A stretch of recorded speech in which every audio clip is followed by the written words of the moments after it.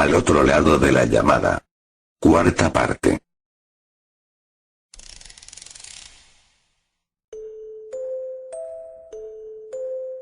Al despertar, noté que ya no estaba en el quirófano. Estaba en la habitación del hospital. Miré lentamente los alrededores y me di cuenta de que la dueña del orfanato estaba a mi lado dormida en una silla. Quería llamarla, pero aún tenía algo de los efectos de la anestesia en mí y eso hacía que no pudiese realizar esa acción, por lo que solo me la quedé mirando un rato. Justo unos segundos después, Kaito entró en el cuarto y se dio cuenta de que estaba despierta. El médico me preguntó cómo me encontraba y después de contestarle con un gesto, él se quedó sorprendido, se acercó a mí y me tomó la fiebre por el simple hecho de haberle contestado. Yo simplemente ignoré eso y hablándole por gestos, le dije que despierte a la dueña y después de hacerlo, la dueña se acercó a mí feliz y me acarició el rostro. Durante el periodo de tiempo que estuvo el médico, me enteré de que la operación fue un éxito y que desde que salí del quirófano hasta que me desperté pasó un día, pero que tendría que quedarme unos días en el hospital antes de darme el alta. Lo gracioso fue que, durante ese tiempo, Kaito sería la persona que me ayudaría a poder hablar y el que vería mis progresos. Resulta que Kaito no es un simple médico que diagnostica enfermedades a los pacientes del hospital, también es foniatra. La dueña también me ayudaría por supuesto, pero ella no podía estar mucho tiempo conmigo ya que ella tenía un orfanato del que encargarse. Así que durante los días que iba a estar aún ingresada, Kaito estaría conmigo para yo poder tener voz propia. Todos los días practicaba con unos ejercicios que el médico me daba y con unos tapones para los oídos, no sabía el porqué de los tapones, pero eran solo 3 horas cada día con él, no estoy segura si eso era poco o demasiado para una recuperación, pero cuando no estaba conmigo, yo estaba más horas practicando hasta que ya no podía más. En uno de esos días, Kaito hizo algo que nunca esperaría, trajo consigo un teléfono de su casa, lo enchufó en algún lugar del cuarto e hizo que yo llamase el orfanato pero sin los tapones de los oídos. Ese día pude decir mis primeras palabras. Lo primero que hice fue llorar al escuchar mi voz. Hacía años que no escuchaba mi voz y en esos momentos estaba feliz de ello. Después empecé a reírme porque la dueña estaba llorando al otro lado de la llamada y no se la entendía nada. Estuve hablando con ella durante un buen tiempo hasta que nos despedimos. Kaito guardó el teléfono y yo le di las gracias por todo lo que había hecho por mí. Kaito solo sonrió y me dijo que pronto me darían el alta, pero que íbamos a seguir con los ejercicios. Después de eso, él se fue de la habitación. Sentí que por fin podía confiar en alguien después de mucho tiempo. Sin falsedad. Sin mentiras. Sin nada. Kaito rompió ese escudo que tenía para protegerme de los demás. Me sentía bien en aquellos días. Pero esos días duraron muy poco. El 6 de agosto de 1945, Kaito recibió una llamada que venía de Japón y él lloraba desconsolado en medio del pasillo de la planta del hospital. Lo sé porque yo le vi. Resulta que la ciudad de Hiroshima de Japón recibió un bombardeo atómico por parte de los Estados Unidos y 166.000 personas habían fallecido. La noticia se difundió por todo el mundo y Kaito estaba desolado. Sentí mucha empatía en ese momento y no pude seguir viendo cómo el médico sufría. Kaito fue enviado a su casa y yo no tenía ganas de practicar. Solo me quedé mirando por la ventana. El día 9 de agosto, Japón sufrió otro bombardeo. Esta vez fue en Nagasaki y fallecieron 80.000 personas. Fueron menos que en Hiroshima pero seguían siendo vidas humanas. Kaito no vino al hospital desde el primer bombardeo a Japón. Yo estaba preocupada un poco por él. Él de seguro había perdido a sus seres queridos. Durante los días en los que él estaba ausente, otro médico me avisó que el día 12 de agosto me daba el alta y que podía regresar con la dueña. Sinceramente, ese día cumplí años. Y también ese día fue el día en el que yo fallecí. Llegó el día del alta y recibí una llamada de la dueña que me decía que iba a recogerme más tarde, que tenía un poco de lío con el orfanato. Yo le dije que no hacía falta que hiciese eso, que ya podía regresar yo allí, pero la dueña insistió en venir. Cuando a la dueña se le metía algo a la cabeza, no se la podía cambiar de opinión, por lo que acepté su decisión. Cuando terminé de hablar con ella, me dirigí a mi habitación a recoger mis cosas y prepararme para irme.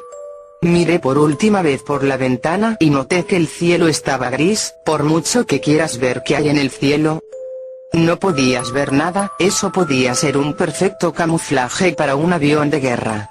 Decidí coger mis cosas y salir. Cuando estaba en el pasillo, vi a lo lejos a Kaito. Yo me alegré de verle, pero no era tonta, había algo extraño en él. No se veía feliz como de costumbre. Estaba cabizbajo, caminaba lentamente y sus manos estaban en sus bolsillos. Por instinto di un paso para atrás. Algo no andaba bien y eso lo sabía. Un médico se acercó a Kaito y le habló preguntándole cómo estaba y también le daba ánimos. Y después lo vi. Vi cómo Kaito sacaba una pistola y disparó al hombre en la frente. El disparo se escuchó por toda la planta. Todos salieron corriendo, el cuerpo estaba tendido en el suelo y yo lo que hice fue entrar en la habitación y cerrar la puerta. Escuchaba los disparos y a la gente suplicar. Kaito estaba asesinando a todos los de la planta. Yo estaba asustada. No sabía qué hacer. No podía gritar. Ni esconderme. Ni escapar. Solo podía llorar. Llorar de terror mientras tapaba mi boca para que no se me escuchase. En esos momentos prefería volver a ser muda. Escuché cómo alguien murió cerca de mi cuarto. Kaito estaba forzando la puerta y parecía que no podía entrar. Pero al final consiguió abrirla. Él me encontró llorando y aterrada. Él se acercaba a mí con una expresión de odio en su rostro y me apuntó con la pistola. Yo solo le pregunté por qué lo hacía. Solo me contestó que era por su país. Yo le había dicho que matar a las personas que no tienen culpa de lo que le pasó a su país no arreglaría nada. Y él me contestó que todas las víctimas de Japón tampoco lo eran y que aún así sufrieron las consecuencias. Estuvimos en silencio durante un minuto eterno hasta que una palabra salió de mi boca. Traidor. Y después, Kaito me disparó en la frente. No recuerdo qué ocurrió después de que yo hubiese sido asesinada. Solo sé que cuando desperté, el hospital fue destruido con bombas por un avión espía del ejército de Japón. Y todas las personas que trabajaban y eran pacientes de allí murieron. El 15 de agosto de 1945, Japón anunció su rendición ante los aliados y con ello llevó al fin de la Segunda Guerra Mundial. Después de eso, estuve vagando por ese hospital desértico durante años, buscando a ese sucio asesino y terrorista, para poder vengarme de lo que ha hecho. Resultó que su cuerpo no se encontraba en ese lugar. Lo sé porque las personas que se enteraron del incidente, entraron en el hospital y se llevaron todos los cadáveres, incluido el mío. Y entre esa pila de cadáveres, Kaito no se encontraba en ellos, por lo que deduje que él seguía vivo. El problema es que no sabía dónde se encontraba, por lo que me quedé en ese hospital como si fuese mi hogar. Un buen día, vinieron unos jóvenes e instalaron un aparato extraño, es lo que vosotros llamáis ordenador, y una especie de dispositivo que por lo visto, puede hablar con fantasmas. Ellos empezaron a hacer experimentos para averiguar si funcionaba todo bien y cuando todo estaba en orden, empezaron a hacer bromas unas horas con una cosa llamada Skype. Para ser sincera, se me ocurrió que podía localizar a mi asesino gracias a ese aparato. Y para adueñarme de ella, solo tuve que asustar a los invitados. Una vez hecho eso, me acerqué al aparato y vi que una llamada estaba abierta, me acerqué y empecé a hablar. La voz que estaba al otro lado, se asustó y colgó. Yo estaba un poco fascinada sobre este invento, un teléfono en un ordenador. De pronto, otra persona llamó, y de alguna manera, cogí la llamada. Ahí empezó todo. Ahí empezó a existir Crossover Talk. Después de que Zellen me contase toda su historia, colgó. Simplemente colgó. Entendí perfectamente su historia. Stellem no tenía a nadie a excepción de la dueña del orfanato, ya que ella fue traicionada varias veces por sus amigos. Ingresó en un hospital para una operación y conoció a un médico el cual difícilmente aceptó ser su amigo.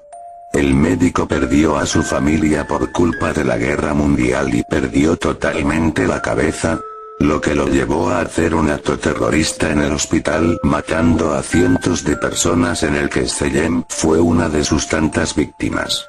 Este acto hizo que Stellem se sintiese traicionada una vez más al ser asesinada por su amigo, y juró encontrarle para vengarse de él sea como sea. Un día, un youtuber famoso dio a conocer a Crossovertal por un vídeo que subió y se hizo viral en todo YouTube. Quise hablar con ella una vez más días después de que ese youtuber subiese el vídeo, pero no aparecía su perfil de llamada. En su lugar, había muchos usuarios haciéndose pasar por ella. Esto se confirmó un año después, cuando el youtuber confirmó que el usuario dejó de existir después de subir ese vídeo. Supuse que Stellem había descubierto la ubicación de su asesino. Tal vez muerto, tal vez vivo, pero el caso es que estoy seguro de que, si lo encontró, ella descansaría en paz ahora. No intentes buscarla por Skype ahora. No la vas a encontrar. Pero, si de milagro la encuentras, solo recuerda quién está al otro lado de la llamada.